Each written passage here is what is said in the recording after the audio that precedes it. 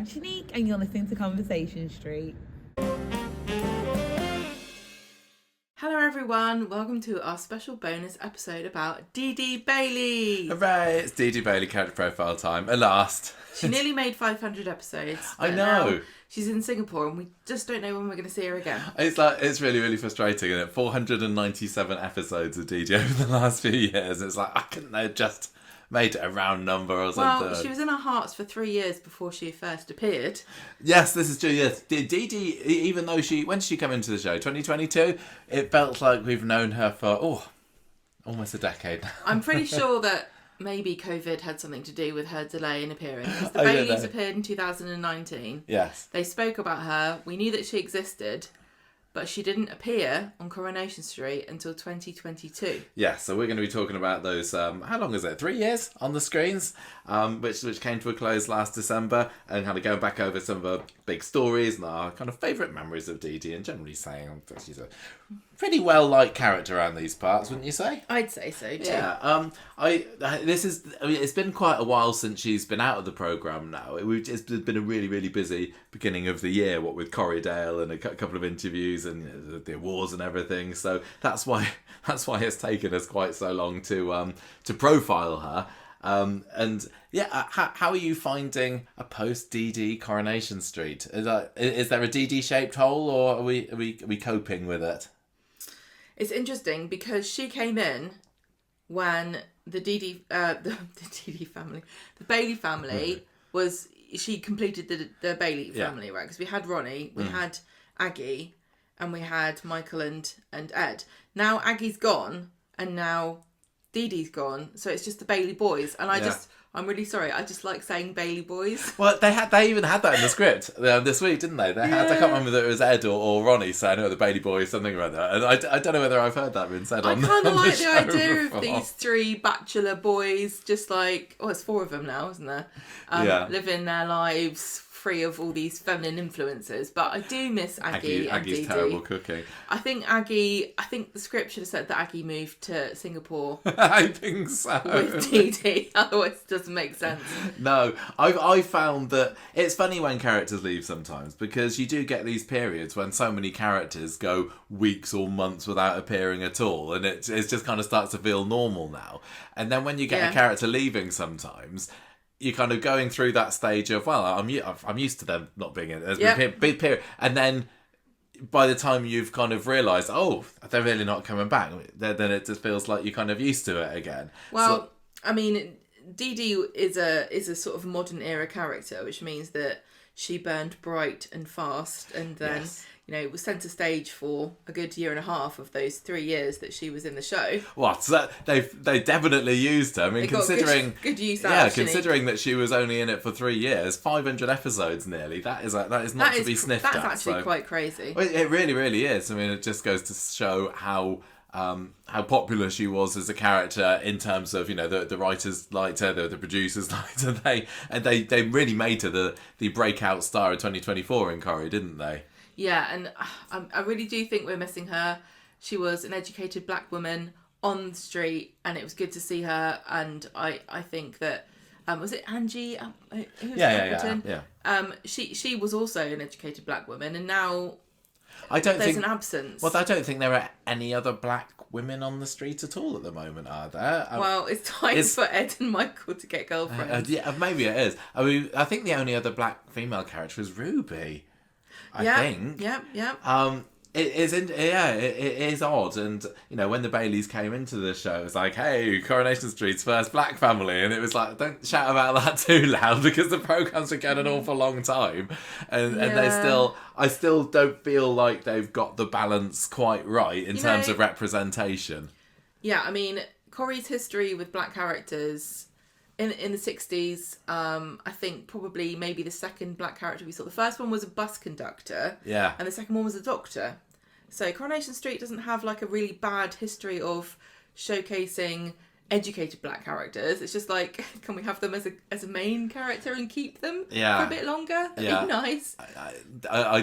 There's still work to be done there, but hey, let's spend a bit of time talking over Dee-Dee and those 3 years that she was on the show, and then some of our favourite bits. Really, do you want to run down her vital statistics, Gemma, as we are wont to do in these things? She was born on the 14th of July 1995. Her parents, Ed and Aggie Bailey, and she's got 2 brothers, Michael and James, and a little baby girl, Layla Bailey, who was born in 2025. She first appeared on the 28th of September 2022, last appeared on the 19th of December 2025. She was in 497 episodes, played by Shanique Sterling Brown. Yes. I noted the little titter in your voice when you mentioned Dee-Dee's birth date there. Why did I laugh? Oh, I thought you... 1995, because I've been getting a bit beer my Bennett about that over the past few days. When we first learned about Dee-Dee, and it, like you said, it was funny because the Baileys came in 2019 and Dee-Dee was named and kind of they knew a little bit about her. She really came with a big like reputation. our longest, most anticipated. I mean, you get characters like Carl Webster even saying, you think, oh, One day. Maybe one day, but this Dee-Dee was literally like, no, we will cast her, we will bring her in one day. It's like, oh, what's she going to be like? And they described her in quite an exciting way. But one of the things that they said was she's called Diana. Obviously, that's her first name. Dee-Dee is short for Diana.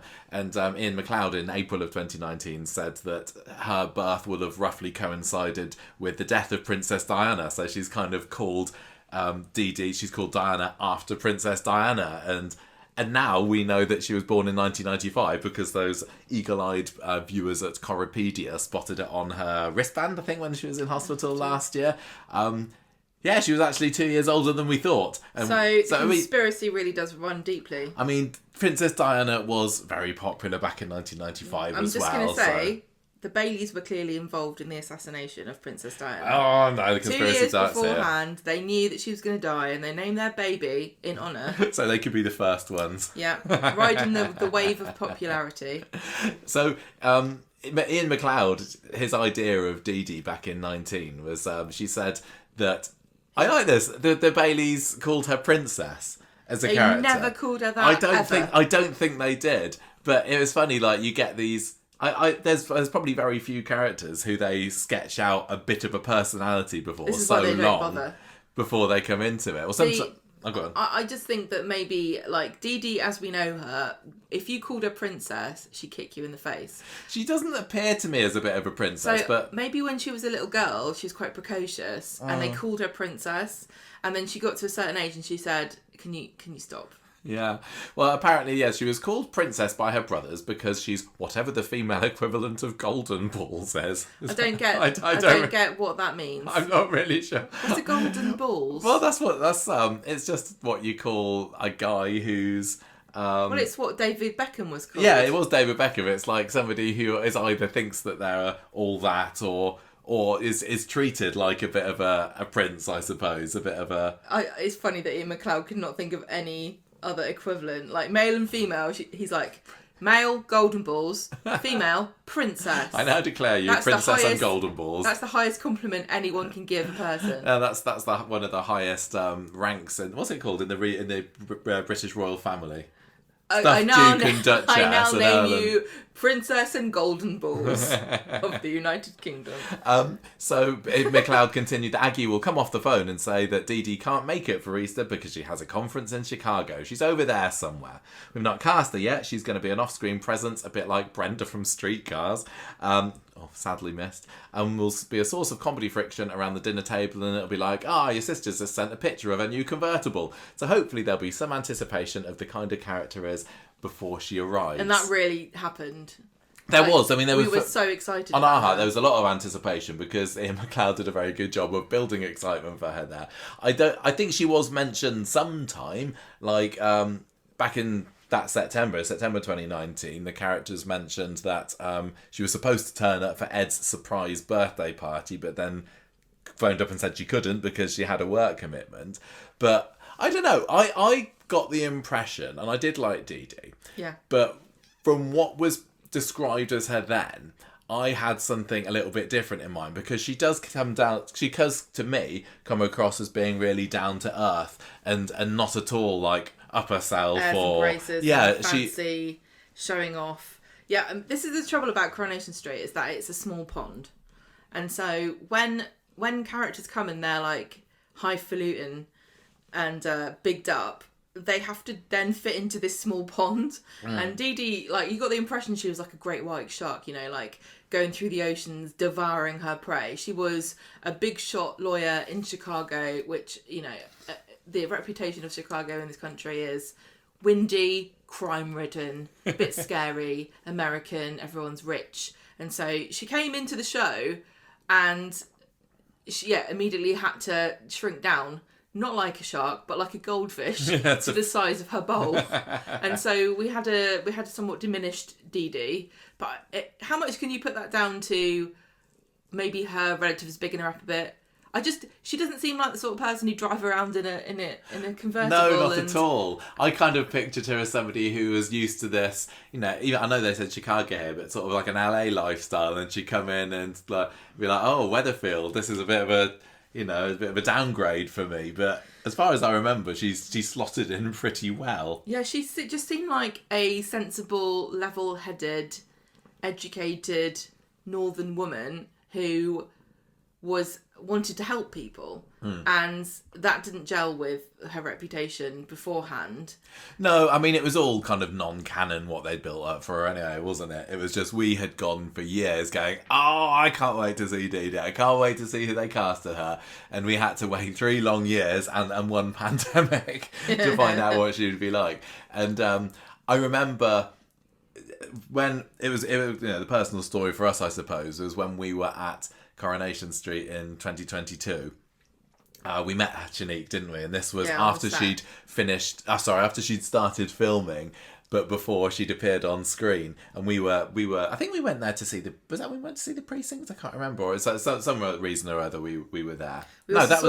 What? No, that was when we went and we saw Stephen Reed dragging the body.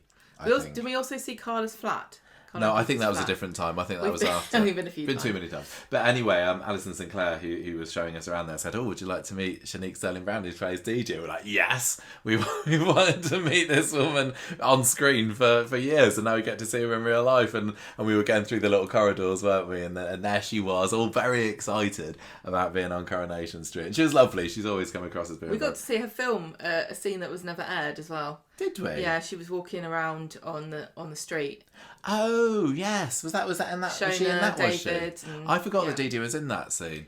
Yeah, but anyway, so she has got a little special place in her heart because of that as well, which is lovely.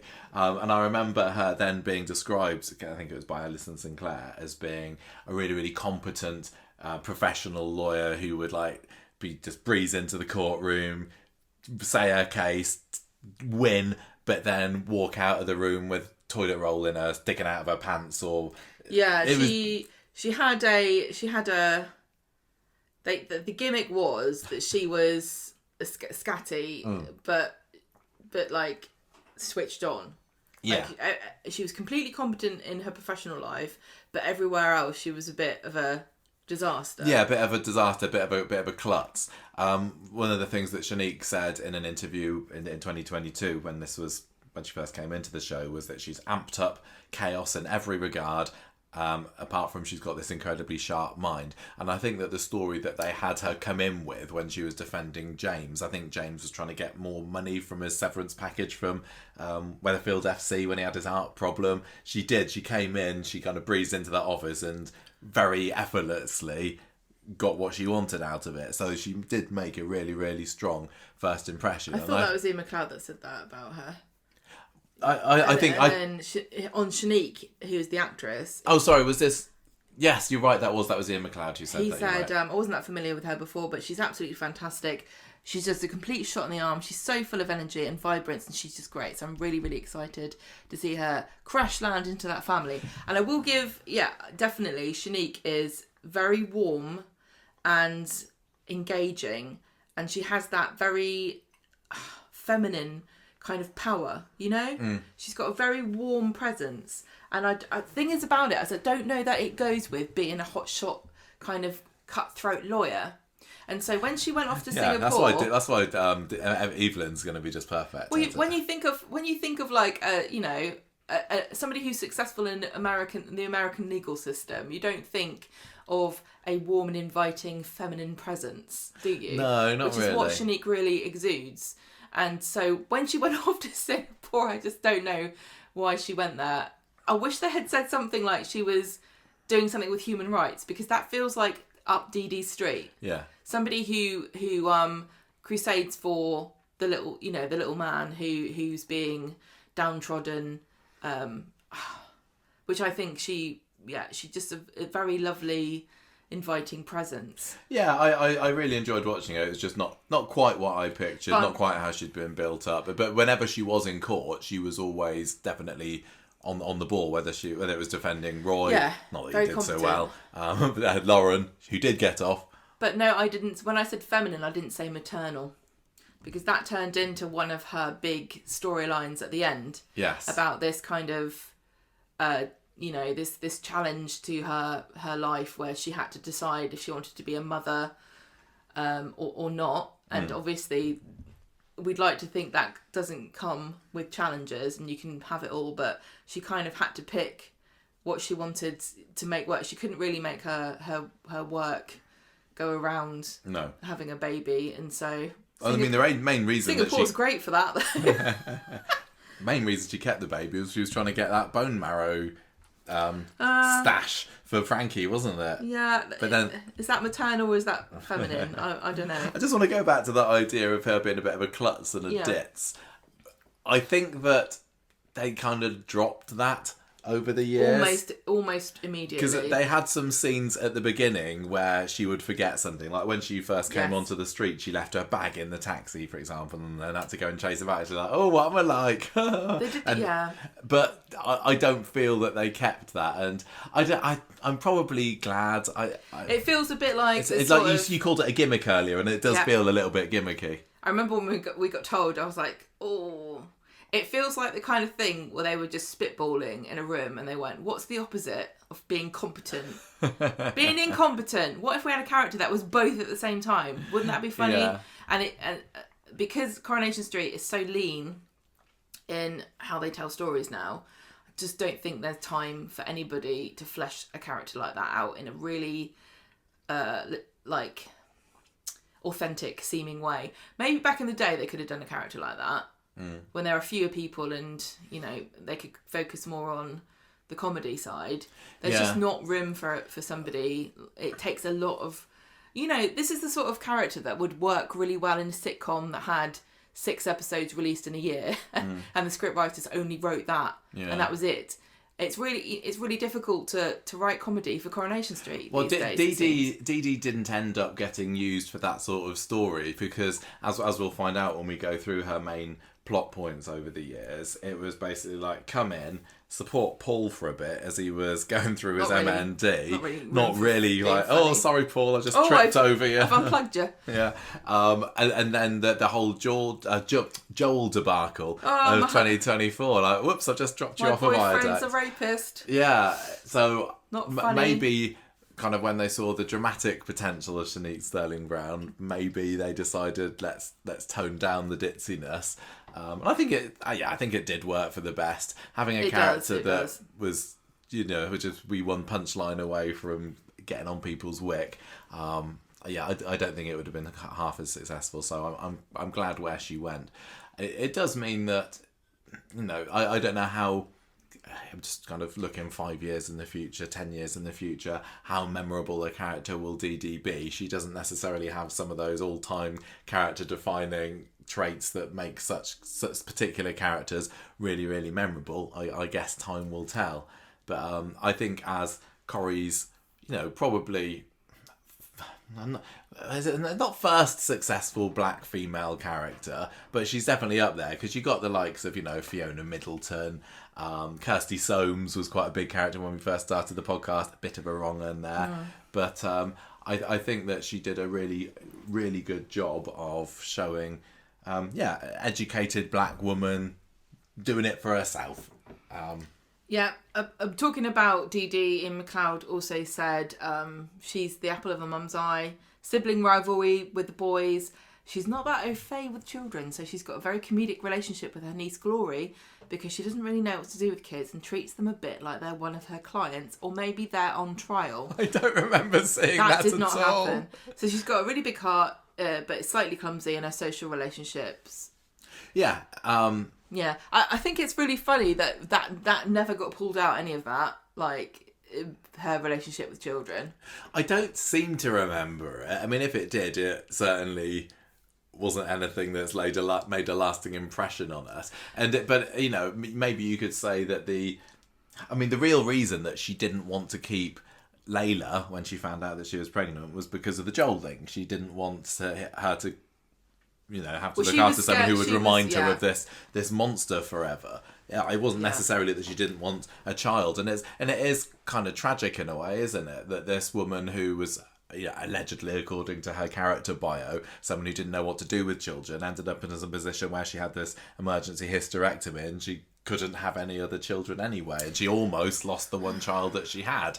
I have noticed in recent years that Coronation Street's attitude to women and children has shifted quite a lot. Oh yeah. And I wasn't gonna say anything in this particularly because I think it needs a lot more teasing out. But used to be that on Coronation Street there were quite a few childless women, and it felt as though it was kind of left at that. You know, some women didn't have kids, some did, and maybe they had the odd story where they reflected on it or something, challenged that, or, you know, but that was it. But I think it might be Ian McLeod's influence, and I think maybe it is him pushing every story to the nth degree, that suddenly any woman who's not got a child has been given a child as kind of like a challenge to her. Well, this is what we're saying with Carla at the moment, isn't it? Well, you know, Carla, it's a really complicated subject because obviously lots of people have their own personal opinions about it, but like in recent years you've had Leanne have Ollie, and then Ollie died. You had Dee-Dee had a baby because she was assaulted by her partner and she didn't want to keep it, and then she did. You had Toya who got retconned baby who died it was stillborn, and then, you know, she buried it. You had Carla who's suddenly been given a niece as a baby, and her complicated history with having a termination and not wanting a termination and then having a miscarriages come up. You got Faye who got told that she was going into early menopause and realised that she wanted children even though she might not be able to have them, and then she found Miley again and her family was complete. You had Debbie who was a childless woman who was a successful businesswoman who suddenly got retconned to have Carl as her son, and you had Jenny who had her child who, you know, was off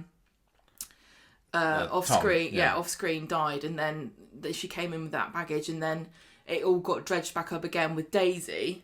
Yeah, you're right. And then you also have had women who've had pregnancies without realising it, or unexpectedly had babies earlier than they thought, like Abby, Lauren, Shona, and Alina, none of whom I think planned their pregnancies, and all of which turned out to be quite traumatic. No, I'm trying to think of, and I don't think it's just Ian McLeod who does this, I think this is kind of endemic of Coronation Street, but I'm trying to think of a baby who's been born in the last 20 years on Coronation Street that was planned for and was delivered in a non-dramatic manner, in a traditional and has fashion, non-problematically been birthed. I'm sure there are some. We'd have to have a look at the Coripedia list of that, but you're right. There always it just feels as though surprise recently. motherhood is thrust upon women in Coronation Street without meaning to make a pun of it. And it kind of feels a shame because I think that Coronation Street used to be a bit of a more balanced sort of approach to motherhood and femininity, because Dee-Dee was very complicated. She wasn't ready to be a mother. No. And then she got told, you know, this is your last shot. You can't, you literally physically cannot have another baby. This is your baby. I do want to kind of go back, and earlier on you said that Dee-Dee was pregnant because she was assaulted by her partner, but that's not what happened. It wasn't they slept together. and then he turned out to be an awful wrong un. So you're right. Dee-Dee, the very chaste, very Christian, no sex before marriage, turned out to be, well, we just did it once. I don't think that it was ever implied that Joel heavily coerced her into it or anything like that. But she didn't want to keep the baby because just of the memories of the fact that she had been engaged to a monster, like I said, who had kept Lauren trapped in a flat somewhere and bashed her on the head. He was a rapist. It just wasn't her. Yeah, exactly. Yeah, and the other girl as well. I mean, this was her main story, wasn't it? And Dee-Dee's story definitely did get quite dark throughout that period, but another quote, a pre-Dee-Dee quote that was made by Ian MacLeod when he was introducing the character was that he really liked the fact that they decided not to give her a dark secret when she came into it, which I guess is quite refreshing for a soap character who always seems to come in and it's like, oh yeah, actually, push my husband down the stairs, we're going to find out now. And he said they're in a storyline meeting and they all came to the decision, let's not do a dark secret for her. She can just be incredibly joyous. And that's great. I mean, it's not completely unique. I wouldn't say like, I don't know, Glenda has had a dark history or dark secret in the closet when she came in, did she? But she was brought in at a similar time. Yeah, she was actually. And let's remember that 2022, they planned to bring they were talking about Dee-Dee in 2019. Then we had the pandemic. They must have planned Dee-Dee's character to appear just, around the pandemic. And I do think that Glenda and Dee-Dee are a little bit influenced by the pessimism and sadness and trauma that the world collectively experienced during COVID. And maybe, they were birthed out of that in a sense. Yeah, no, it makes sense. Let's just have these fun women who come in and they're just great, and they don't have dark secrets and they don't have a horrible past, and they're just here to be. I mean, I think Glenda has done a better job out of the two of them as being the fun character because Dee-Dee, although Dee-Dee was a vehicle for storylines. Yeah, she ended up becoming a vehicle for two of the most dramatic storylines of 2023, 2024 with the MND storyline for Paul and then Joel's story. But so I don't think we saw her let her hair down quite as much. I would have quite liked to have seen her, I don't know, get a few more friends, gone out on the town, but then you don't see that with any character. It isn't unique to Dee-Dee, is it? No. So few characters just have a chance to have fun these days. She was very career orientated as well.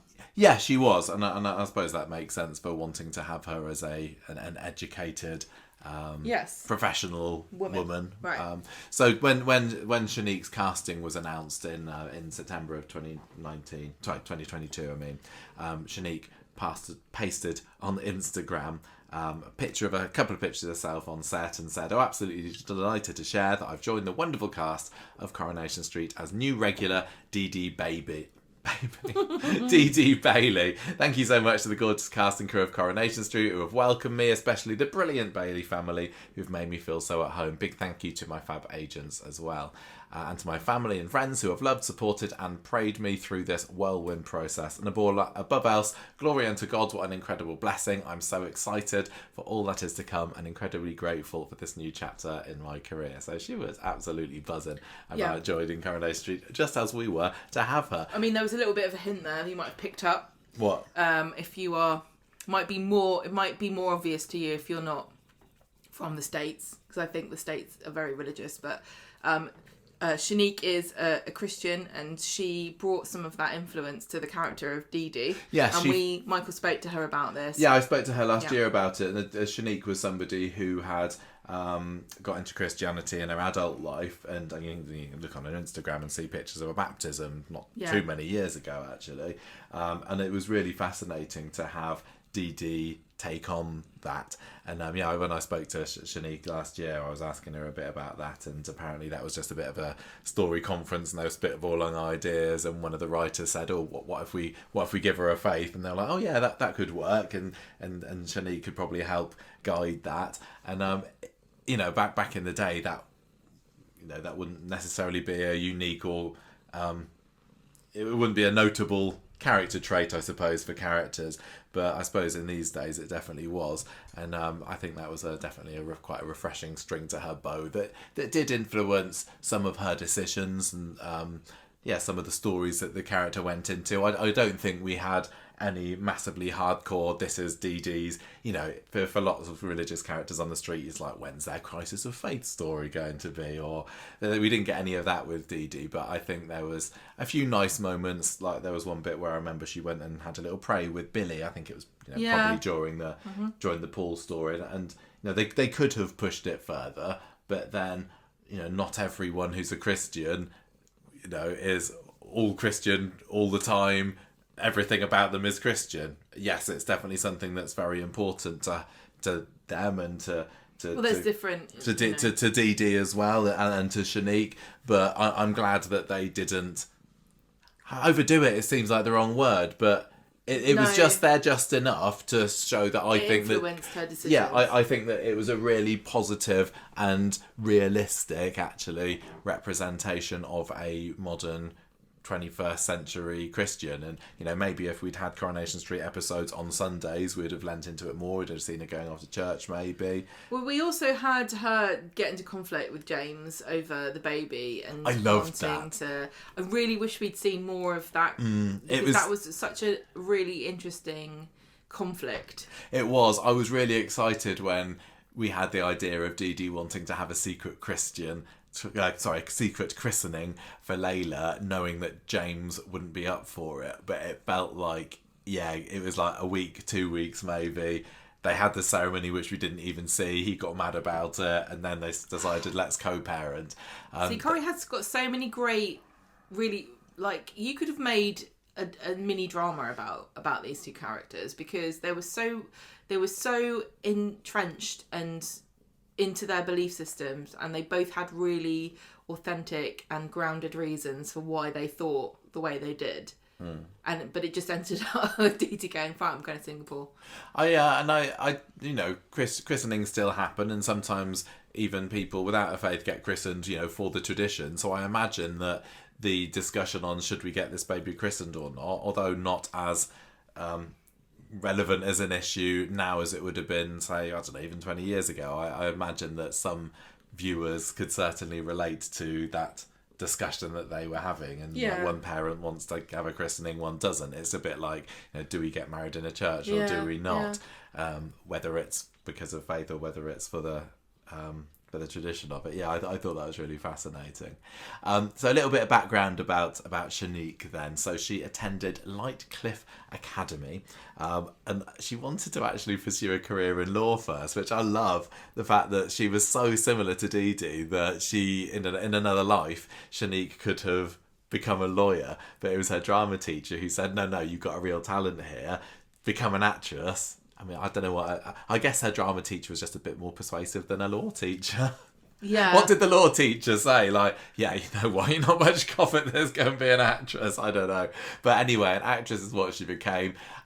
She was offered a place at law school. Yeah, she was. She turned it down. She ended up getting a BA in acting at the University of Central Lancashire. Yes. And she appeared in a variety of stage productions there. Yeah, I think Corrie was by far her main big TV role that she had, her first main big TV role, but she'd had a variety of stage roles before that as well. We even saw her production of at the Hope Mill Theatre. That was that the same year? Was that 2022? It was the same year that Sally Ann Matthews did her one-woman show there, and was it Halal Hens? Yes. And this was produced by Shanique.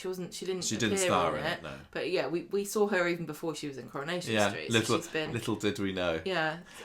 So she did loads of stage work. And we almost lost her to Emmerdale as well, because early 2022 she auditioned for the role of Naomi Walters, who I think was a character that was only ended up staying in Emmerdale for like a year, 2 years or so. So a little bit less than Dee-Dee, but she didn't make it through, obviously, to get that part. Later that year she was cast as Dee-Dee, following a self-tape in April, screen test with Lorna Laidlaw, who played Aggie, and apparently Lorna was very adamant that Shanique get the part. So I think that really is important. It's not just about what the casting director thinks. It's, Well, you know, it's- you've yeah. got the screen chemistry and how well you think that you're going to get on with somebody that was going to be your TV family is really, really important. Yeah, and the thing is about the Baileys and being the first black family on Coronation Street is there was a lot of, you know, a lot riding on it. Representation is really important, and I think that all the actors in the Baileys wanted to get this absolutely right.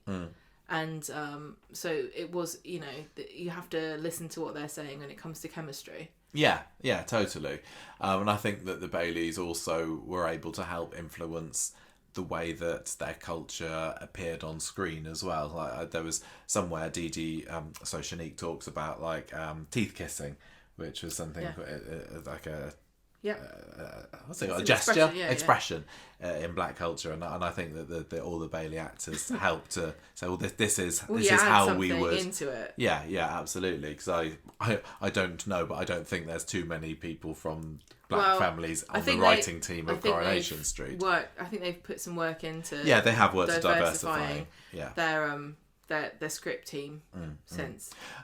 So anyway, that's how the character of Dee-Dee was born, and she went on to be incredibly popular, getting British Soap Award and Inside Soap Award for Best Newcomer in 2023. So that's pretty good. She took to the screen like a duck to water.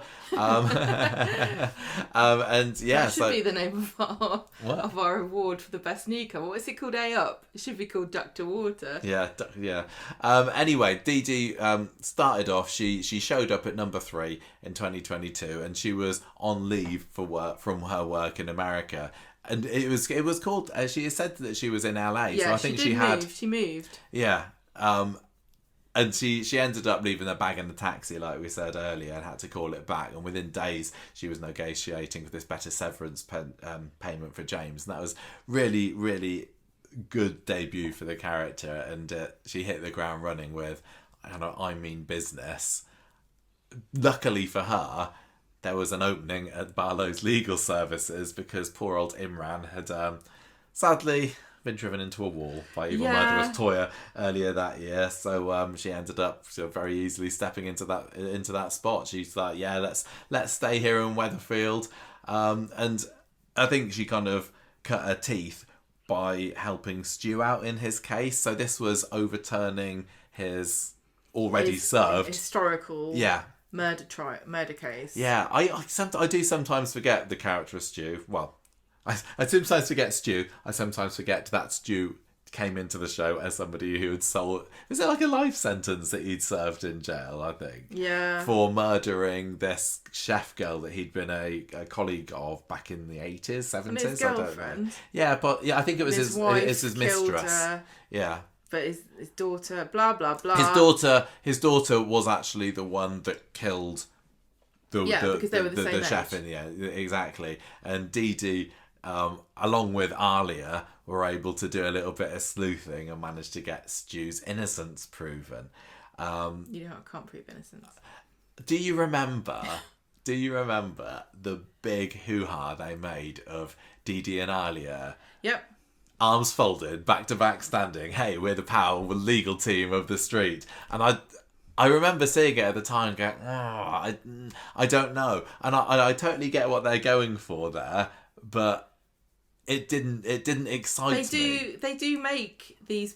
They obviously work really hard on fleshing stuff out behind the scenes, but then it never ever gets used. Well, it wasn't ever used. And I don't know what Corrie are thinking of with Alia sometimes, because it feels... to me like they can never commit to getting her to do very much of note at all for very long, or doing it in an interesting way. So having this new character team up with somebody who, the best will in the world, is a bit of a dull.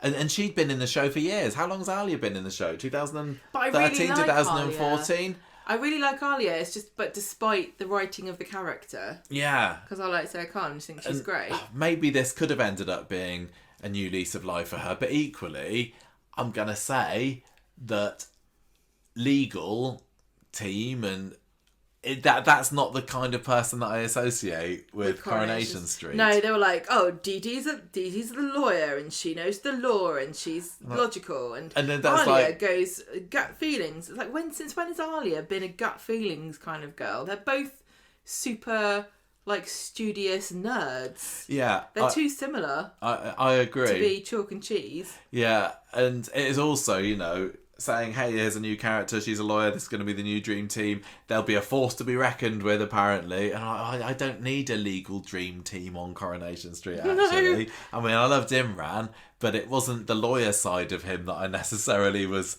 kind of excited about. It was that he was a really fun, nice guy. They really struggle, like, you know, we said before about educated characters, they really struggle to find them anything to do because they're all, the professions that they're involved in just don't, unless you're doing a show about that profession, it feels very limiting on Coronation Street, because not just because of its working class origins, but because everybody spends a lot of time at work, and that's how they talk to each other.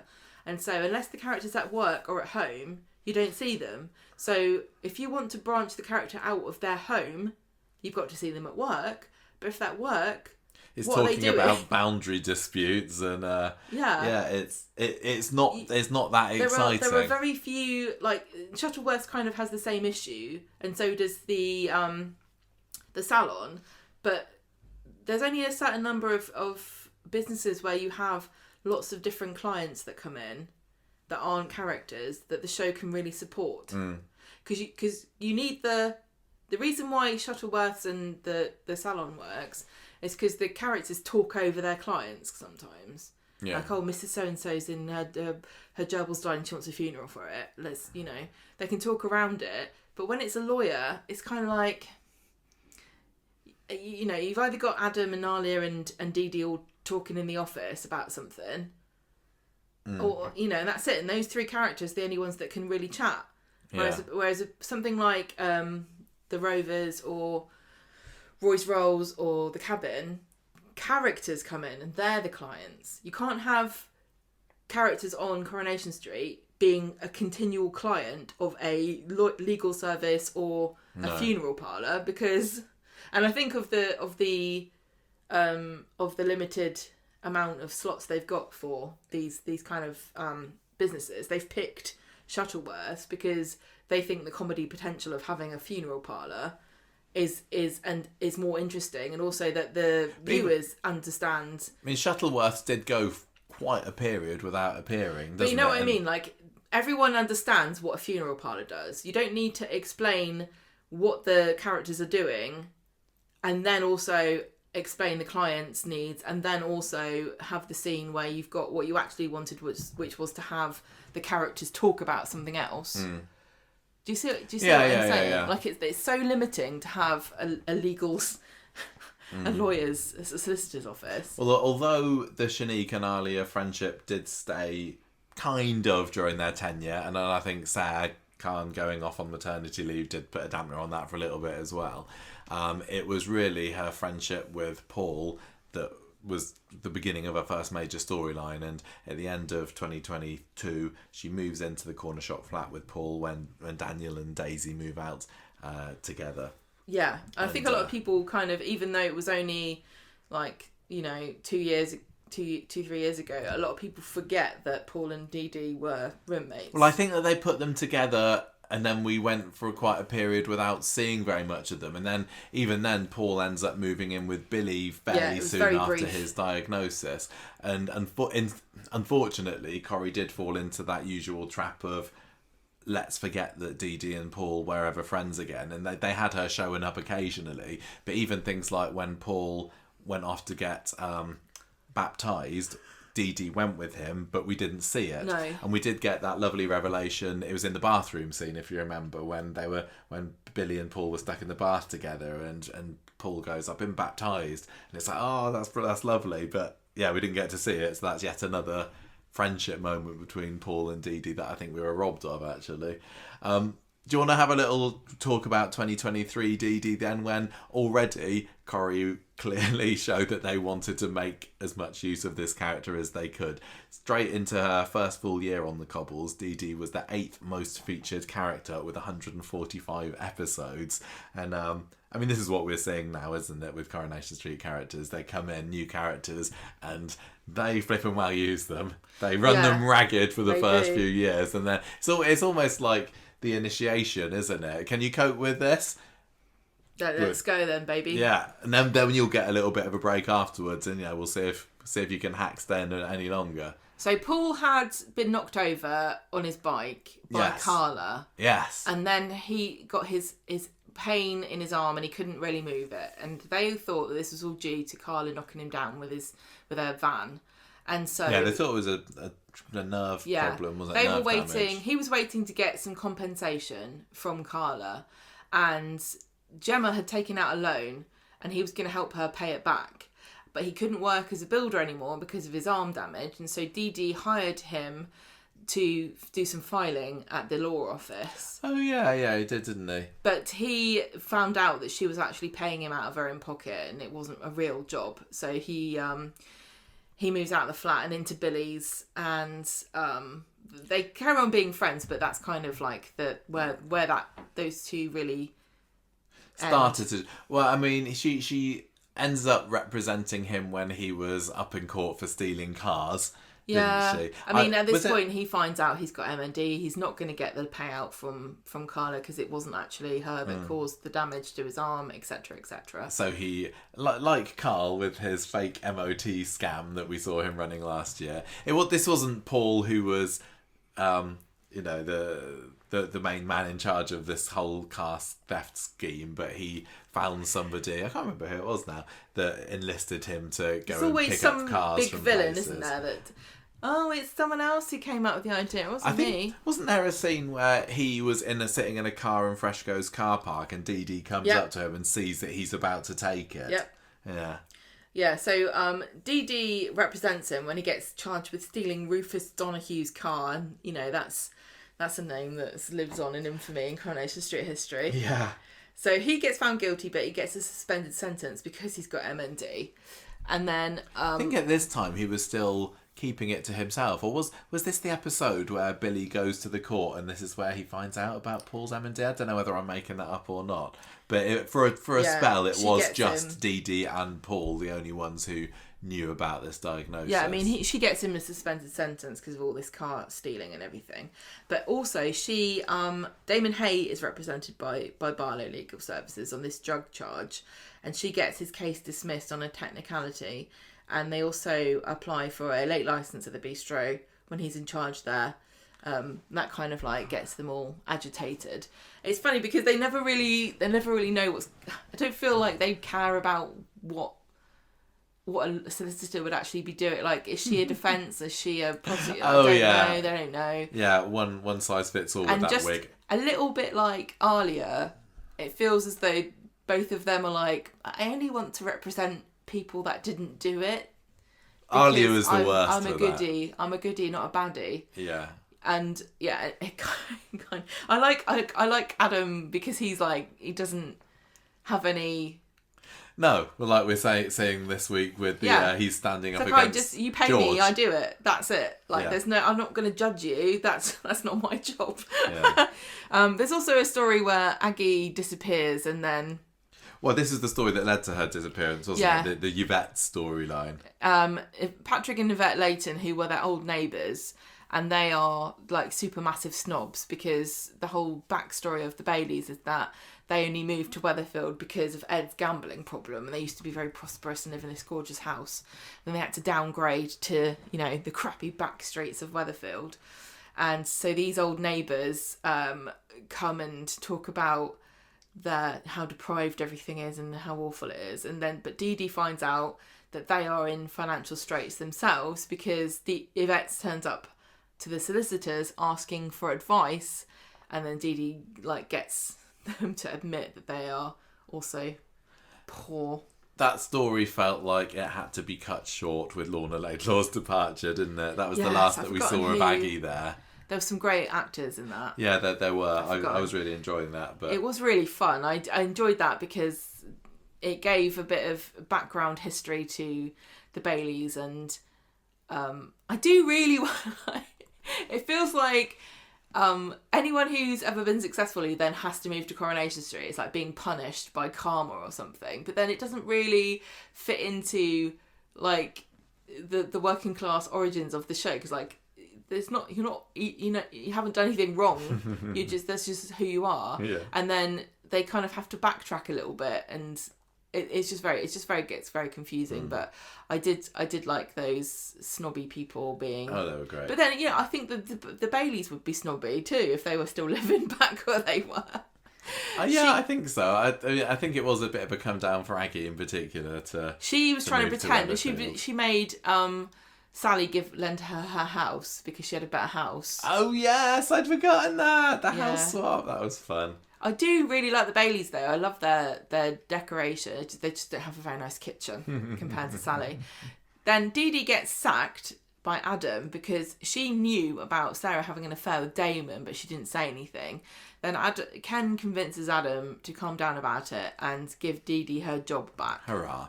So in August, that was that was the end of the pre-Joel years, wasn't it, that story? And it was at September 2023 when her big main major story that she'll be remembered for kicked off. And I found this interview with Janique in August where she was teasing what was to come when she said, we're going to see Dee-Dee in a new light soon. We're going to see her go on a bit of a dating journey. Her life is a mixture of fun but chaos, and I think fans will really enjoy seeing her try to navigate the world. So it's funny. She said, there's going to be a dating story, which did happen. But she must have known at this point that it was going to take quite a dark turn quite quickly. Yeah, calling it a dating story. Yeah, it was somewhat interesting. more than that, yeah. But she also added, what's great about Dee-Dee is that she doesn't need a man. She's very independent and hard-working, but almost to a fault sometimes. She probably missed all sorts of romantic opportunities because she's had her head either in the clouds or in the courtroom. Would you agree that Dee-Dee doesn't need a man? I mean, she's gone off to Singapore as a single female lawyer, hasn't she? She could have taken Ollie with her if he'd wanted to go. I think that I like the idea of her settling down and finding somebody that can keep up with her. I mean, but saying, so-and-so doesn't need a man, or so-and-so doesn't need a woman, it's Coronation Street is the show where you have to really have a family to have somebody to talk to in scenes in your house. And whether that is a husband, wife, girlfriend, partner, whatever, you're limited as a character if you don't have a romantic relationship with somebody at the very bare minimum. Yeah, I think so. I think you're going to get... Which is really unfortunate. I don't know how there's a way around it. I really don't. I wish there was a way around it, because I don't like having to pair people up continuously. At least Dee-Dee, as somebody who would go on to represent a number of her neighbours, that gives her... The thing with Dee-Dee that really helped her as a Bailey is that she managed to get somewhat the Baileys out of this really insular rut that they'd found themselves in. The first few years of the Baileys, totally secluded, and they'd have their own little Bailey stories, but they wouldn't, dip their toe out of that number 3 sometimes. And we're even now we're seeing, Ed. Does he have stories with other people? Not really. Michael, no. He went to the factory for a bit. But Dee-Dee Bailey was... I suppose you could say Ronnie now because he's expanded out to Debbie. But Dee-Dee was the first Bailey to really get scenes with a wide variety of other characters. Now, the trouble with this is that first of all, they came in on the back of COVID, and so right before COVID hit, and so they were in bubbles, and so these actors were isolated because of legal mandates from the government. Yeah, they literally couldn't have scenes with lots of other people. Mingle with other people for probably 2 or 3 years. And then, because they were filming during COVID, they filmed before COVID, and then they had to break those scenes out, etc., etc. We all know what happened. Secondly, new families on Coronation Street are incredibly difficult to integrate in the first place. We've seen limited number of new families that come into the show.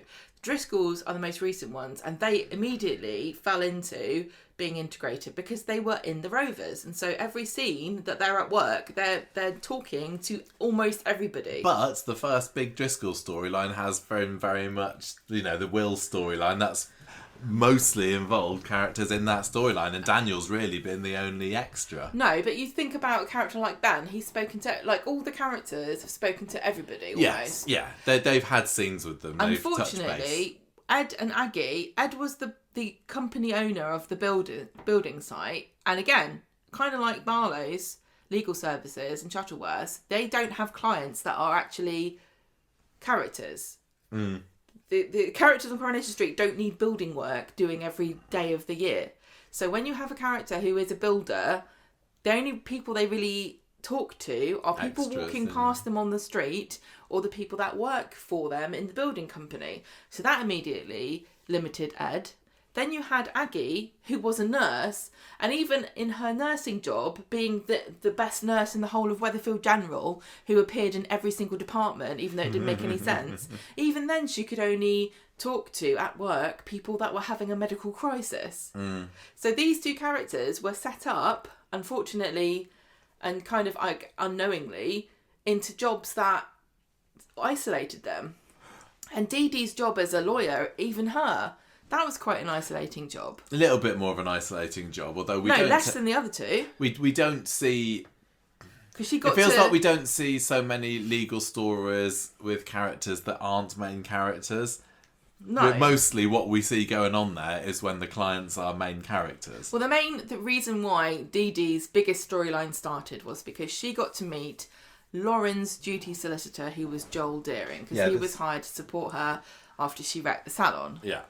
So Joel's a new character, Lauren's a new character, and Dee-Dee is the most established one of the three, having been there for a year. Yeah, you're right. I mean, if you think about it, a lot of that storyline was her with new characters, wasn't it? I mean, Roy was involved somewhat, and that's a good character.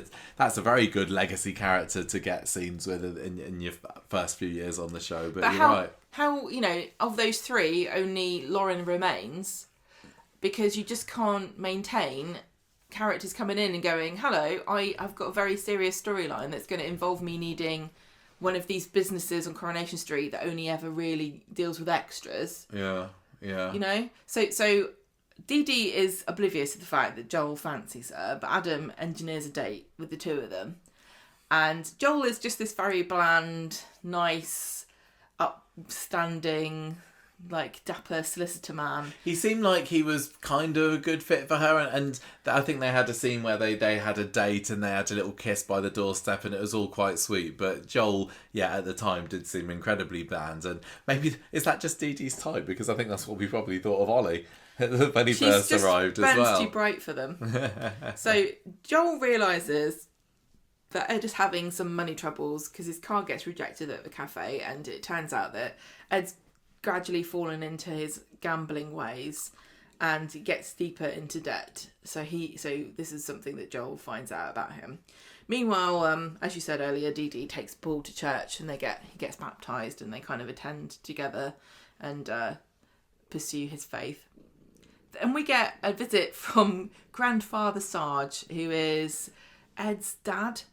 Yes. So it's Dee-Dee's granddad comes, and he is very, very critical of Ed.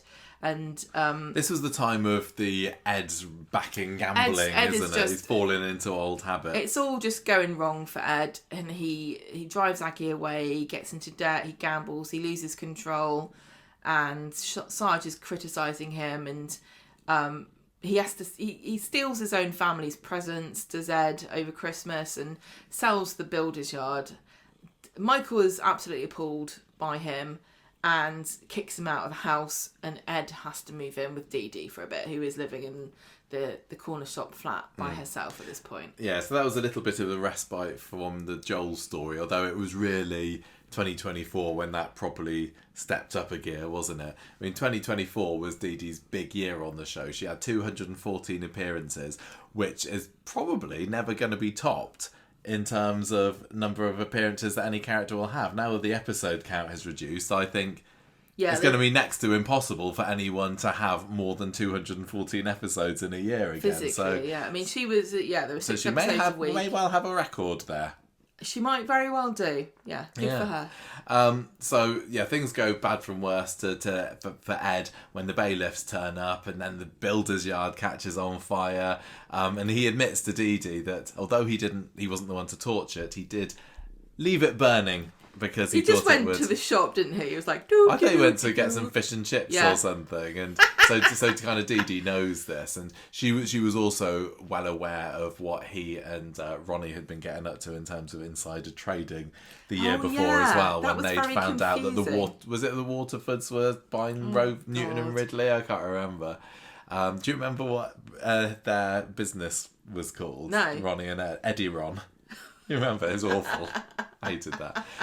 So anyway, I wasn't a huge fan of this Ed falling back into gambling storyline particularly, but once that was all out of the way and things were fine, Dee-Dee and Joel, they kind of get back into their romance, and they admit that they're falling in love with each other. But there's a bit of a mystery at the beginning of the year because Dee-Dee finds a jewellery receipt from Joel that was in Joel's, was it in his pocket, I think? Yeah, that was dated for December, and Joel confesses to her that he was married, so it's like, oh, he's got a dark secret here.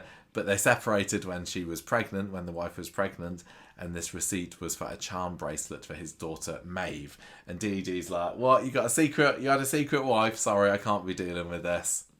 Yeah. We're over. Yeah, temporarily. Obviously, when they found this receipt, I can't remember who it was. Was it Alia? They thought, oh, he's going to ask you to marry him, etc., etc.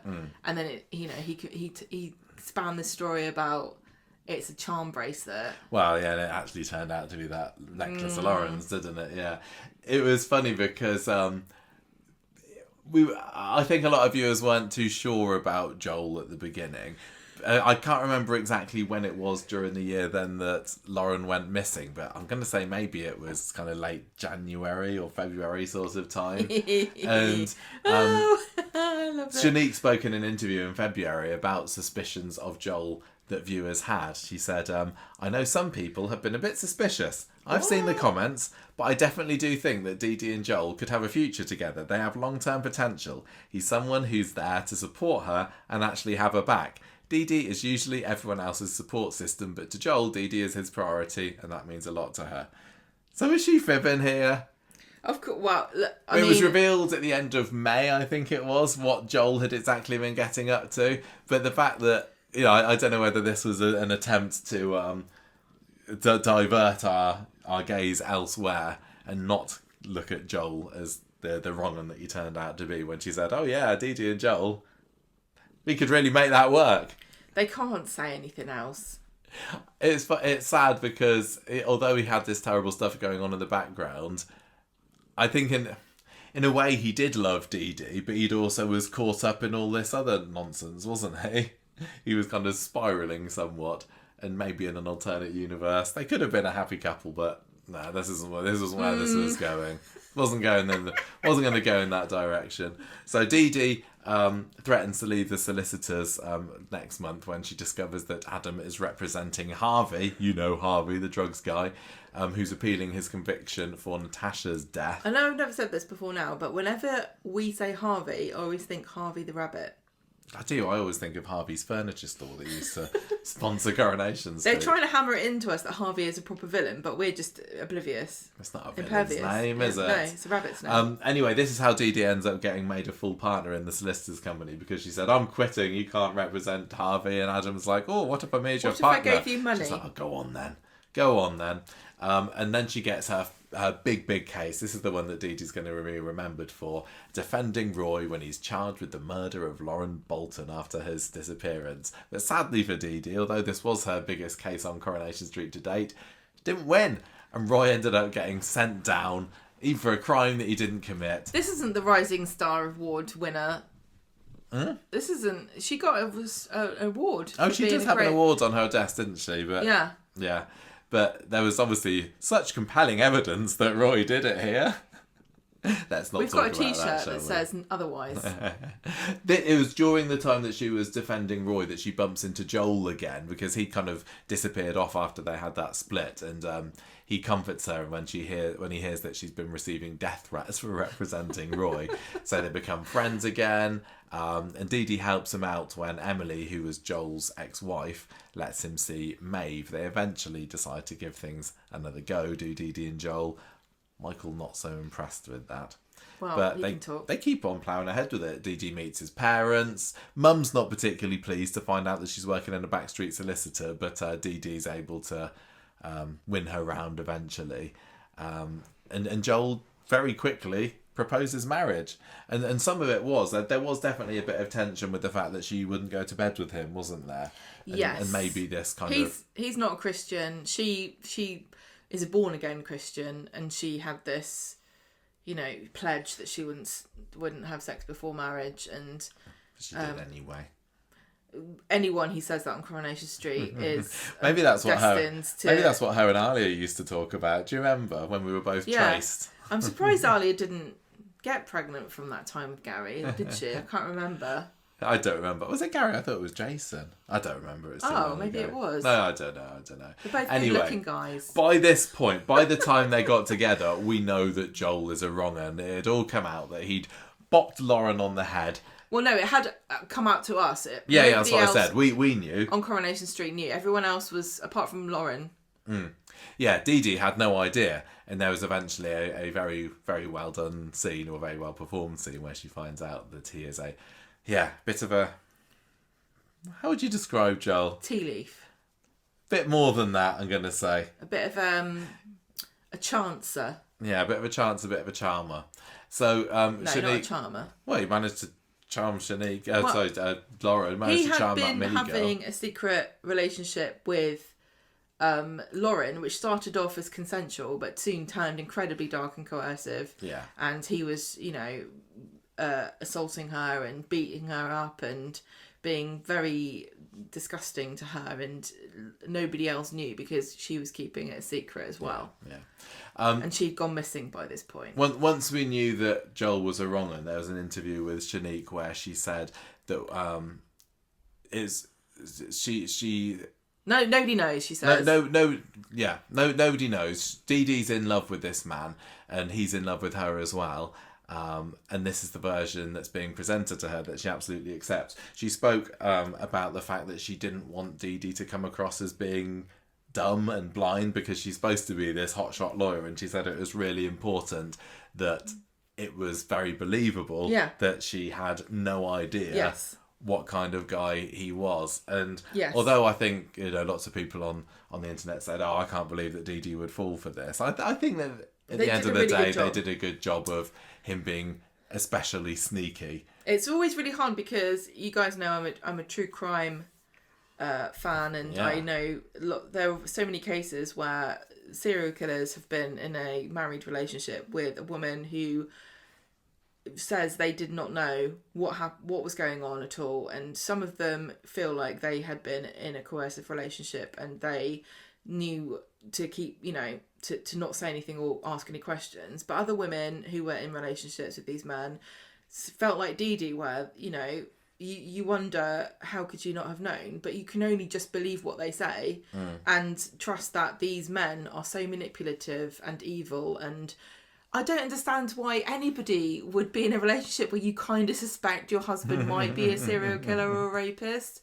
You've got to give the people a bit of leeway, and it's really sad that these women still aren't believed that that they were innocent in everything. But it's what happened with Dee-Dee is definitely that case. She had no inkling whatsoever. No, until it all started to eventually come she off. starts to see a few clues, because as the midway through 2024 goes, you get to find, or she uncovers Lauren, doesn't she? Because Lauren turns up at Roy's hospital bedside. Dee-Dee then tracks her down to a squat. A time with this, didn't we? Yeah. This was a very interesting time in Coronation Street, because a bit like with the Becky story, it felt like there were many cracks that we were expected to just paper over.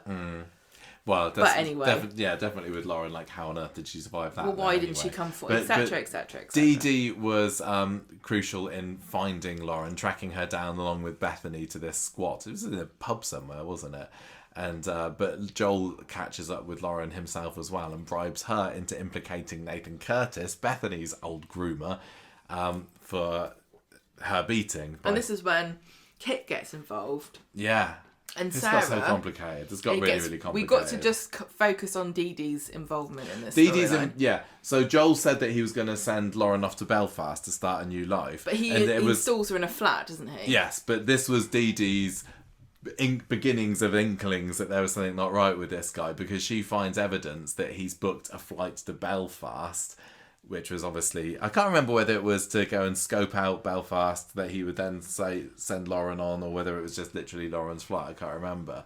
But so she's like, what's going on there? And he's like, oh, it's just a work thing. Yeah, it's a work thing. She also meets up with Emily to say, well, me and Joel, your ex-husband, are getting married. Can Maeve be a flower girl? And it was during this meeting when Emily tells her just that you need to watch yourself around Joel. And also, by the way, Maeve didn't receive a charm bracelet from him. So Dee-Dee realises at this point that she's been lied to.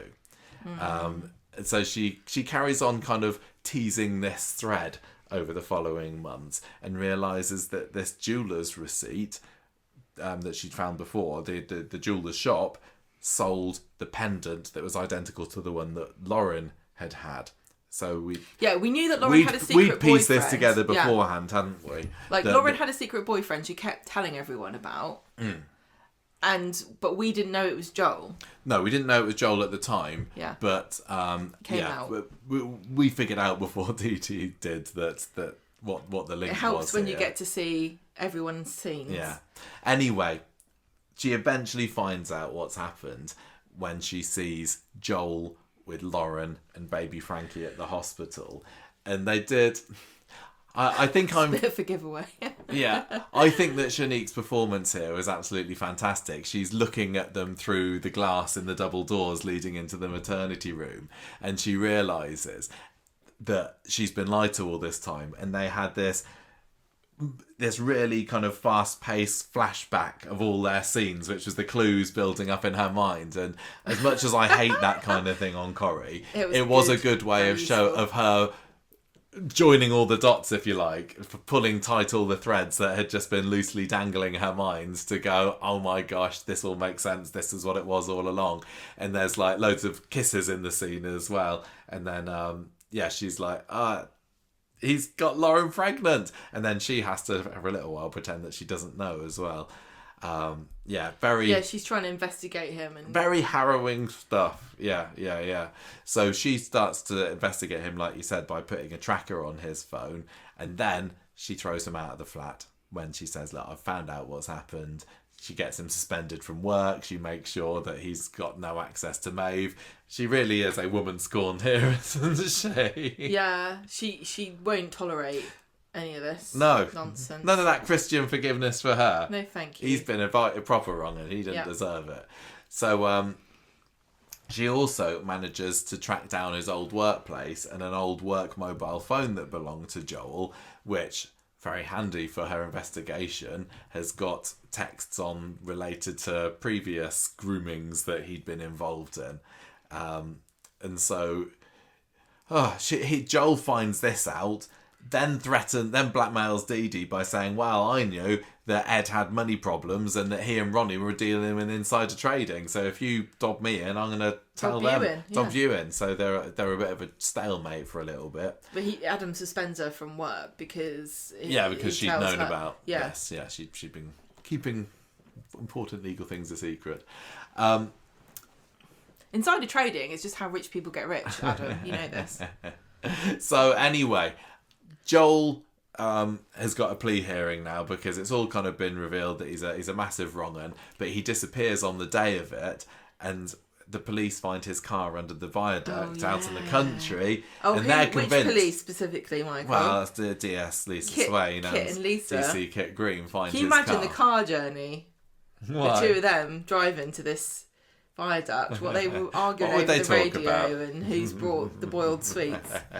Anyway, they're convinced that he's jumped off, but Dee Dee's like, no, I think Yeah, he's 'cause there is a cleverer than river. that. Yeah, he's cleverer than that. And she uses the tracker app to find this second car in the field nearby, which he was going to be using as a getaway car, but the fact that he didn't, something's gone on with Joel. And it turns out he's dead. It's not just a body bag floating in the river, it's actually him. Joel's body gets found in a river. Looks like he's in a body bag, but he's not. It's just a That's really big another coat. story. And the police discovered that he was killed by a blow to the head. And then they had a load of flashbacks, didn't they? And we get to Yes. see that on the night that before he went missing, Dee-Dee went to go and see him, armed with a crowbar, Yep. gave him a bit of a whack. So she at some point thinks that she's actually killed Joel, doesn't she? Yeah. But it wasn't her.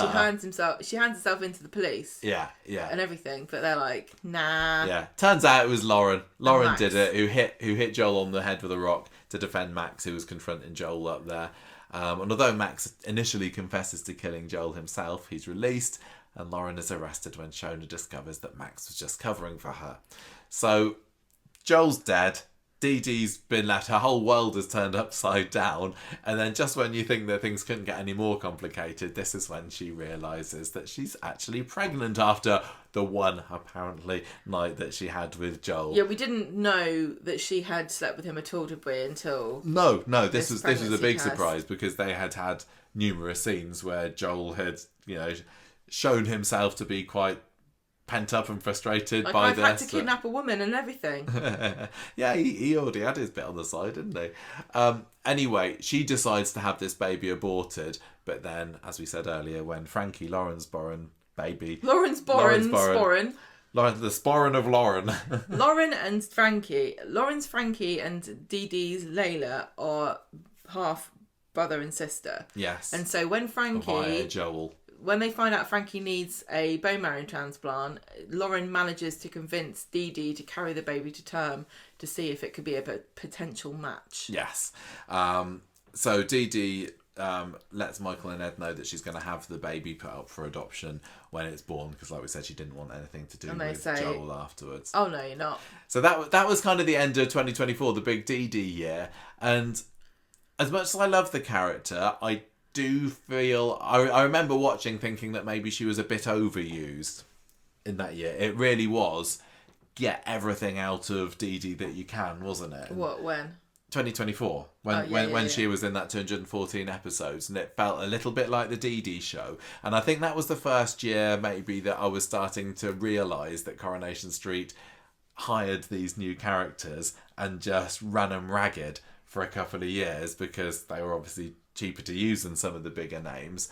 And yeah, but by the end of it, I think some of my initial love for Dee Dee had worn off a little bit. How could you? Just through, overexposure a little bit. How dare. I know, well, sorry, just saying. Well, I'll tell you what happened the next year, because she was only in 102 episodes, which is hardly anything. Well, no, she definitely felt last year that they were giving her a break. We certainly didn't get that with the likes of Lisa and Carla, who had got quite a few years now where they were very heavily featured. But Dee Dee, to me, felt like we barely saw her last year. Well, she was the 18th most featured character. And she defends Lauren in court. Lauren gets found not guilty. Then another donor gets found for Frankie, and Dee Dee's like, I kept this baby for nothing. James turns up, Yeah. who is got a different head. Newly-headed, yeah. This is James, the brother who had run off to London. He's come back again. He had his heart attack, went to London, came back with a boyfriend, and he says, look, me and Danny, we could adopt the baby. And she is mad about this idea because she doesn't want Layla in her life at all. She wants a complete clean break because of the connection with Joel. And she finds out that Ed had this idea because Ed obviously is the granddad who wants to keep the baby in his life.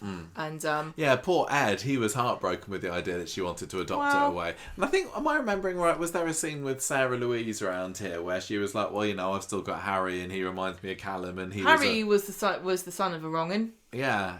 But then, odds are pretty high that every child Sarah has is the child of a wrong'un because she's got a type. She does have a type, doesn't she? So the Dee Dee's kind of...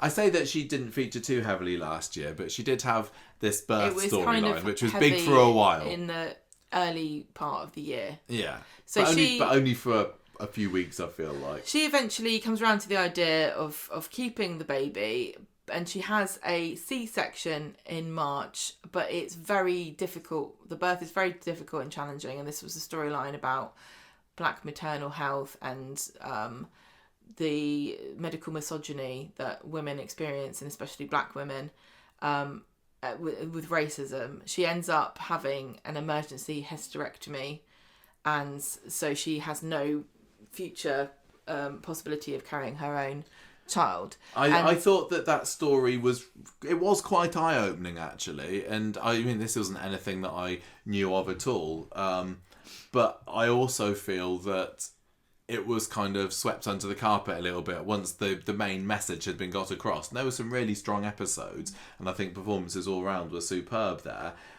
And we got the character of the midwife who didn't realise it was kind of unconscious, wasn't it? Racism in a way, when she was saying to Dee-Dee, "Oh, you know, you're made of tougher stuff than this. Your type." I can't remember the exact wording. There was so much. Yeah. And then you got her brother coming in to try and defend her, but Dee-Dee didn't realise that this Wes was her brother. Zoe was the midwife who was very dismissive of her pain, and it's a documented fact that black women are discriminated against, and there is still the ignorance around the idea that they have the threshold for pain is different, etc. So there was all that. But... So because they wouldn't listen to her, she literally had to have her uterus removed. Right. And I thought that was a really important story to tell, but I just felt that once they'd got that telling out of the way, Corrie was like, well, we've done this storyline now, because it all ends up with Dee-Dee just saying, first she says I'm going to sue the hospital, didn't she, maybe? Yes. But then it was like, no, I'm just going to work with the hospital to educate the nursing team there. And we didn't get to see any of that. And it was, I felt at the time when we were watching it, oh, this is going to be something that runs and runs and runs, and it didn't. And I think Corrie sometimes needs to be careful with their issues storylines and, you know, not just say, hey, everybody, we're shining a light on this, and now switching it off again. This really felt like that to me. It's really difficult when you tackle such enormous topics, and I think maybe that's why they like to do medical stuff, because nobody's expecting Coronation Street to cure cancer. But when you tackle things, and the Baileys, this has been a problem with the Baileys, because it has. They've tackled such broad, wide-ranging subjects. The Baileys have been the issue stories family. They're completely unsolvable with a storyline in Coronation Street. So the first big one, obviously, was the racism storyline with Ed and the builder, and you know, the lesson we all learned was that racism was wrong, which most of us already knew. Yeah. Then you had the James being a gay footballer who came out, but had to be closeted. Well, felt that he had to be closeted because that was the done thing, and it still very much is. And you know, it hasn't changed anything. I think there have been maybe a couple more, not because of Coronation Street.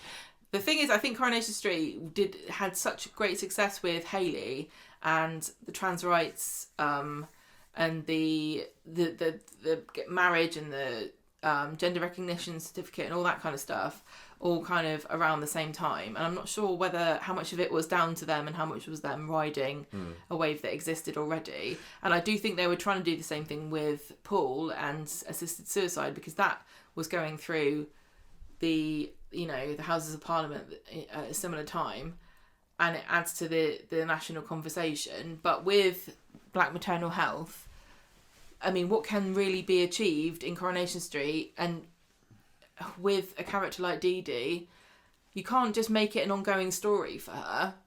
No. Because what do you have? Just her going, I've gone to another meeting today. So it sometimes feels that soaps can bite off a bit more than they can chew. Yeah, like how can she affect... It's like you either create a parallel universe where Weatherfield General is like the best place to give birth if you're a pregnant black woman in the country, or you just drop it. Yeah. I think occasionally Coronation Street, and I can't remember, there was a storyline where I particularly remember them saying, well, we didn't want to turn this into a happy ending because sometimes life just isn't like that. But quite often they'll try and make some sort of twee and things will turn out okay. Let's move on. But sometimes, yeah, I get what you're saying. But sometimes recognition is the first step, and I think also a lot of women just want to be seen and heard and to have their pain acknowledged. Yeah. And we got that. Yeah. And so Shanique, who hadn't experienced birth before, I think, said that she prepared. She said, I watched One Born every minute and lots of TikTok vlogs. I asked all my friends and my aunties. What I really loved about it is I had a chance to really connect with a lot of women in my life and also women in the cast as well. And she said she had a practice birth. I love this. She was away with her friends and her sister over New Year, and she was, trying to get into the, the feeling of having a baby.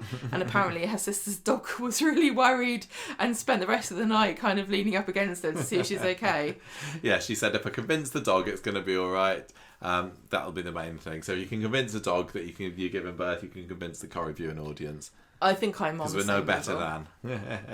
Yeah, that's for sure. So, like we said, Dee-Dee makes a complaint about negligence, and Zoe, the midwife, gets accused of racism, and Wes, her brother, gets involved, and it just sorts itself out really at the end of the day because they got this baby that they need to know what to do with. Is she going to look after it? Is James going to look after it? But what's the solution then? Do we just not tackle any really big tough stories? I don't know. It's really hard, isn't it? Honestly, because you feel like it needs to be satisfying, and even if they sometimes do go down the path where it doesn't turn out as perfectly as you'd want it to be, then you end up with a story that literally feels narratively unsatisfying, and you can't have that all the time. I just don't know what the response is, other than maybe, I don't know. No, there isn't. Don't do so many issues, storylines. Don't do so many, I think, is the main thing. I mean, many people experience something huge and traumatic and wide-reaching like this. They brush up against something that's so institutionalized and beyond them and like baked into society and culture, and they feel wronged and aggrieved and want to do something about it. But vanishingly small numbers of us become an activist or a change maker in any way whatsoever. So it's very realistic that Dee-Dee tried to affect change in some way and then kind of moved on. I wonder if there had been another character, another black woman who had a more positive birth experience at Weatherfield General after Dee-Dee to show that some sort of change had been made. No, but that then makes it seem like, we solved it. Well, it doesn't mean that they solved it. It would just mean that what Dee-Dee went through wasn't in vain.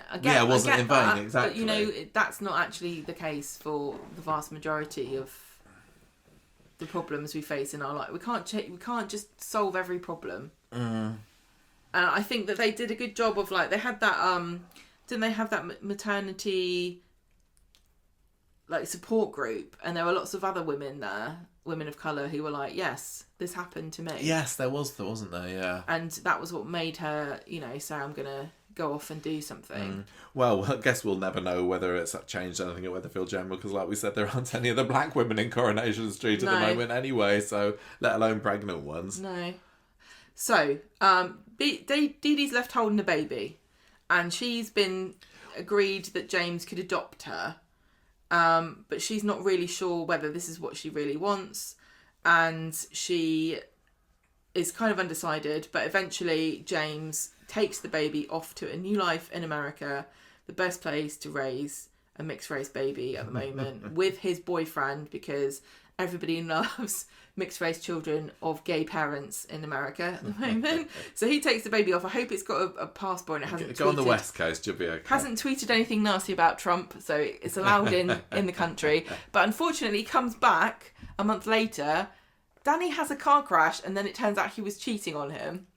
Yeah. So he's just a big mess all around. Well, yeah. So it's over with Danny, isn't it? With Danny Danny's and James. Never to be seen again. No. And Ed's like, well, I know that your one stipulation, Dee-Dee, if James were to adopt this baby, was that you would never ever see any of them again, and we would never talk about either of them in your presence, which seems Slightly unworkable, but okay. But now, guess what? They're going to move into my house. There's nowhere else that he can live. This didn't make sense, did it? Especially when Aggie was, somewhere Aggie's in the up the country. road. James could James have gone has and lived with his mum. James just moved from London, and apparently he burned all his bridges on the way out. He's Yeah. like, right, you dirty southerners, see you later, you smell. You haven't got any good pies, and I'm going back up north. Yeah. So he... So it added to a bit of story conflict, but it's one of these things that could have been more easily solvable. The power of the maternal bond is too much for Dee-Dee to resist, and she begins to bond with her child, eventually organising a secret christening behind James's back, and he is very adamantly anti-Christian because of his experience with being gay and being rejected by people because of their religion. And so he bans Dee-Dee from seeing Layla because of now she's been besmirched by the holy water. And she says, no, guess what? I do want to bring her up. And we haven't signed any papers. Even though I am a legal expert and you think I would have covered this completely, I've decided not to do any kind of legal paperwork on it. So she's still my baby. And he says, well, I'm going to America. But his flight gets delayed and Dee-Dee convinces him to try to co-parent. And it goes very badly. Well, we didn't really see a whole lot of the co-parenting, what we did see we? was just like them kind of not really getting on that well. I kind of felt that... It was very tense. I really wanted to see more of it. It was such a great idea for a story. It just felt like it would be really awkward. Yeah. There's a reason why this doesn't happen very much. Yeah. They're also both intelligent people, but I think that they wanted... Their hearts wanted something, and their brains couldn't overrule.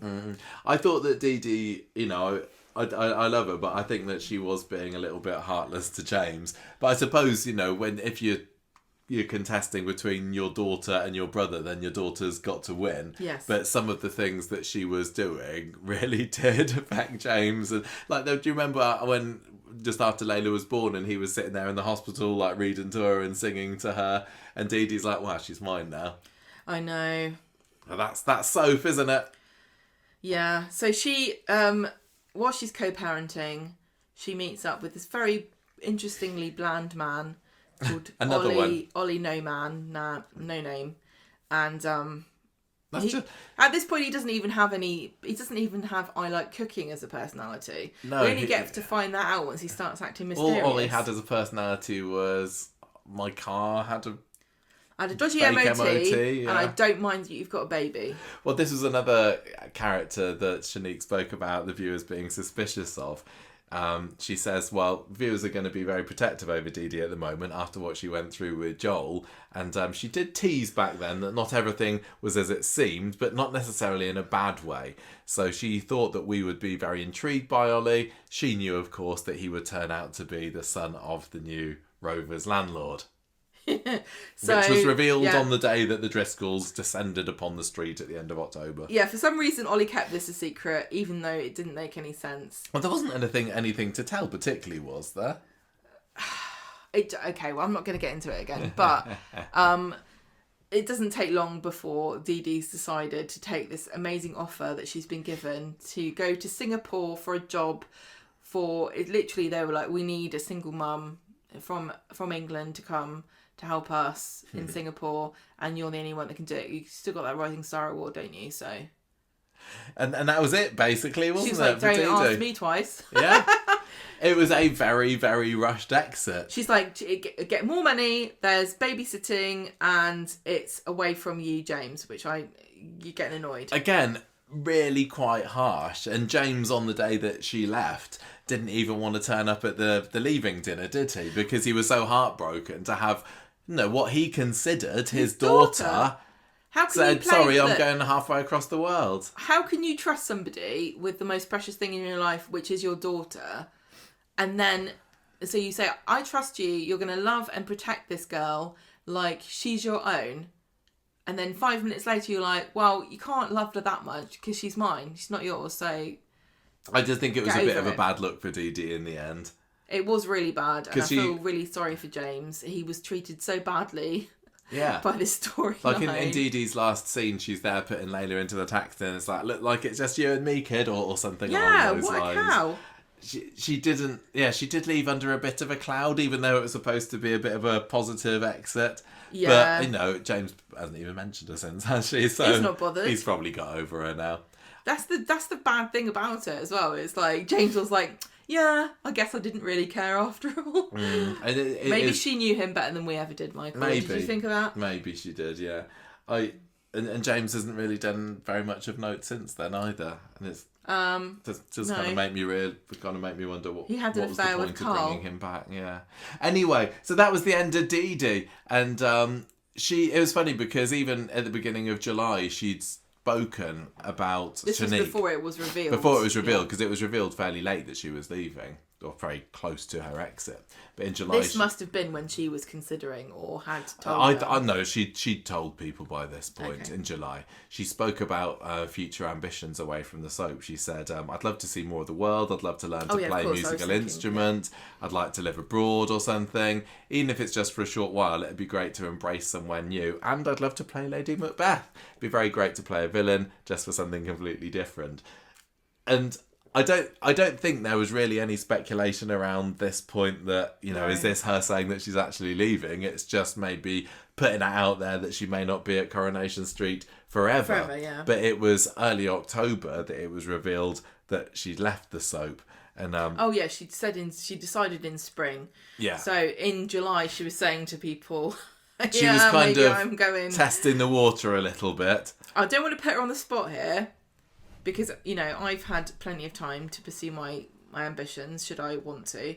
And I haven't learned to play a musical instrument or lived abroad. But I'd like to know whether she's done either of those. Yeah, has she played Lady Macbeth in anything yet? I don't know. What instrument's that? So she revealed in October that she'd left the soap, saying, "I made the decision in the spring. It wasn't a rash decision. I just took a couple of months from being offered my next year contract to actually even respond. Wow. Felt really torn, but really just had a sense that it felt like the right time." So that's interesting, because they must have been waiting, going, what are we going to do with Dee-Dee, James and Layla? Like, we can't write anymore until we know whether she's going or not. Yeah. So well, apparently it was when all she set up. when she told Kate Brooks, the producer, that she was leaving, Kate said, "Look, sleep on it over the weekend. Let me know on Monday." But Shanique's like, "No, my mind had already been made up." Wow, I would love to know what the story was. It's really, you know. It's even with Ollie, like, it felt like they were maybe setting something up that then was very abruptly brought to an end, because nothing really happened with them in the end, did it? This is the trouble about Coronation Street being such a huge, you know, beast of a juggernaut. show. Like, how do you've got to plan a million different things. Like, you could say, okay, well, we're going to switch then, and we're going to have Dee-Dee move to Singapore, and we're going to have, you know, Ollie have a relationship with Lauren, but then who knows, you know, Kate Fitton could go, I'm leaving, or, you know, anything can happen. How do you plan? Yeah. How do you commit to? I mean, once you know they're there for a year, then you can start moving forwards with something. But this is one of the many logistical reasons why I am very glad I've got nothing to do with making the show, because it's very complicated. Do you feel like after all those years of getting excited for Dee-Dee, like, what's she going to be like? Is she going to come in and save the Bailey family? Is she going to bring them all out of their shells? Is she going to finally be the one that's instrumental in integrating the Baileys around the street? Do you feel like it is a little bit too soon for her to go? Did she make that lasting impact? Would it have been nicer if she'd stayed a little bit longer? Obviously, it's down to Shanique to leave, but... Oh, no, it is really interesting, though, because I think many people who are her age, so she's in her 20s, I assume. Yeah. You've got a limited time to be young, haven't you? And if I was maybe in my 40s... Well, late 20s maybe, or early 30s, I don't know. I don't know, but she's young and beautiful, and she's got the world ahead of her. If you're in your 40s, you might go, I think I'm all right here, actually. I don't want to learn an instrument, and I'm quite fine living in Manchester. Yeah. You know, but when you're young, I can see why you'd want to go, but maybe 3 years wasn't long enough. But, you know, she packed about 5 years worth of episodes into this. It does make me wonder, like, how much was the fact that they really run her ragged, they squeezed every ounce of and every tear out of her in 2024. did that make her think, I can't do this Yeah, I mean, long term? I'm going to say that there are characters on the show who could live abroad and still be in Coronation Street and also could learn an instrument. There are loads of people who've been in, you know, maybe a third, a quarter, a tenth of her episode count. Yeah, that's true. But I still would say at the end of the day that, you know, in a couple of years' time, 3 years' time, we're going to have the Baileys' 10th anniversary, and unless there's any major changes, Ed and Ronnie and Michael are still going to be there. And I think, kind of looking back on the first decade of the Baileys, Dee-Dee will probably, unfortunately, feel like a little blip there. It's unfortunate. The Baileys need a new character, a new member, a female Bailey. I mean, they've got, in my opinion, Debbie, really, haven't they? She's not black. She's I mean adopted a black them. woman. Oh, okay. Like a cousin or something. Or even like a school friend of somebody. Or a girlfriend. I'd rather it was a Bailey. I still go back to wondering whether or not they should recast Aggie. But Lorna was absolutely superb in that, great. and she brought so much heart to the show. Yeah. She was so lovely and maternal and everything, and now that she's gone and it is just the Bailey boys. I really liked also. I do wish that she could have stayed longer. I felt that we didn't quite get everything that I would have wanted from Dee-Dee. Yeah, I know what you mean, but I really did like the way that they, like, Dee-Dee and Aggie felt like very authentic mother-daughter, very ambitious, very educated, shrewd, tenacious, smart, but caring and feminine women. And so I liked that, yeah. But I wish that one of them was left. I mean, I do think that Aggie should be, if Lorna doesn't want to come back, which I think she's made it clear. I think she doesn't. has, yeah. More power to her, but Ed at least needs a girlfriend or something. Yeah. Like I said, I'd rather maybe they bring in his sister, you know, or a cousin of his or something. I mean, they brought in Ronnie to help expand, and I think even Ronnie, you know, compared to Ed and Michael, the original Bailey boys, he's out there more. I mean, maybe it's just this year because of the dementia storyline. Don't forget that the corona thing prevented them, and he's a bit more social anyway because of Debbie. But yeah, bring in a blood Bailey, a woman, I don't care what age, somebody to be on the show. I wonder whether, you know, the door has very much been left open for Dee-Dee, hasn't it? Do we give her like an Eva Price type comeback in 5, 6, 7 years' time? Layla's grown up. She's got a bit of a ready-made family. Oh. No? You know what I think about kids on Corrie? Well, really, if we want Dee-Dee back, unfortunately, she's got to bring Layla with her, hasn't she? I'm more thinking about the ready-made family, having her with a husband or something, yeah. Back on the cobbles. I don't know, but she's gone. She's gone now. It was lovely having her. She had a fearsome reputation. She didn't live up to exactly what we imagined her to be, but I think she was still, you know, an equally interesting character, and she had certainly no storylines I ever would have guessed that she would have come in with. No, and I think, you know, hopefully looking back at her time on Coronation Street, it was a happy time, and it felt like that she was appreciated because... Who are you talking about? Shanique, Dee-Dee. Right. Because Which she one? really was a big character for the year. She had an awful lot of supporters. Everyone was saying, you know, she's the face of Coronation Street at the moment. That's not to be sniffed at, isn't it? It is, because you can get some characters going into the show, stay there for a while, disappear off again, and it's like, well... Yeah. You know, I'm actually thinking of Stu, the character that she was involved in that legal case at the beginning. He was only in the show for a few years, and I don't think there was really that much of the time on the show where everyone was saying, "Oh yeah, Stu, he's amazing." Like, Stu's the leading man of Coronation Street. But even so, I thought he was great. Oh yeah, I didn't mind him. I think that Coronation Street has got a real talent for finding these very excellent actors who are taking on these really intense roles and playing these characters that we grow to know very well, very quickly, and it is a talent that I don't think lots of people appreciate, especially people that don't watch soaps. Yeah.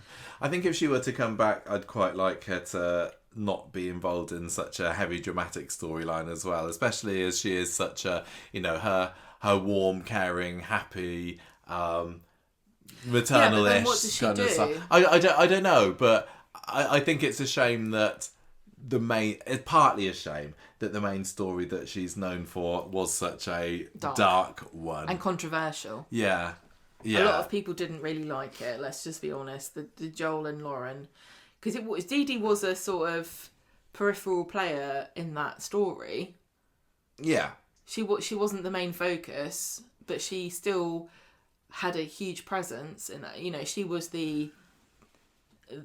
what was buoying the story along. She was the only reason we cared about her, because she was our I suppose. Yeah, point. she was the wronged woman. Yeah. I mean, Lauren was as well, I guess. Lauren had a bit of a reason for complaints. But I think viewers were more on Dee-Dee's side than Lauren. I mean, they were the same side, but you're right. I think her journey was what was invested the viewers that much more. Really love the fact that Dee-Dee kind of joined forces with Lauren instead of, you know, say, oh, you stole my man, or you know what, kind of making her into the enemy because she was having an affair with her boyfriend. Yeah. It started off that way. It rapidly descended into something completely different, obviously. But she's got such integrity and this kind of like Christian ethos of forgiveness that she helped Lauren, and I think she's just a good egg. Maybe if she came back, I might be interested in her having some kind of church-related story. And again, I don't particularly know what, but it was something that was there on the periphery. It didn't define her. I think it'd be really good if they just dropped the whole legal thing, or get her involved in the community centre, and have her like maybe she runs the community centre and she helps people who have, you know, money troubles with their legal issues. It is, yeah, but is that saying, you know, you can't be educated and well paid for too long on Coronation No, Street? because how are you've got to live on the street. Yeah. You know, you either own a business or. It's a shame in a way that she wasn't around for Billy and his funeral, wasn't it? As well? It is a shame, but you could be a you can be a consultant working with a community centre and do a drop-in clinic because you're so rich and successful. You've got hours to spare every week because you don't want to fill your pension up too quickly or whatever. Anyway, I think we're kind of done now with this, aren't we? We've reached the waffling stage, which to me is a signal that we need to draw this podcast to a close. That is the character of the Dee-Dee. I really enjoyed her. She's the Dee-Dee. Tenacious Dee-Dee. Yeah. She was a force to be reckoned with for a couple of years, and as somebody who we were really, really looking forward to, I was just really chuffed that they got around to doing it at last in the end, bringing her onto the show. I think Shanique was a really, really strong choice, and it's no surprise that they decided to use her quite as much as they did in 2024, because she really was, Shanique's a really compelling actress, and I wish her all the best for the future, whether it's on stage or screen, or whether it's being that villain or even learning the oboe. Exactly. So thank you very much, Shanique, and thank you to Ian McLeod for letting us enjoy her just for a few years. Let's maybe see her again sometime. And thank you for listening.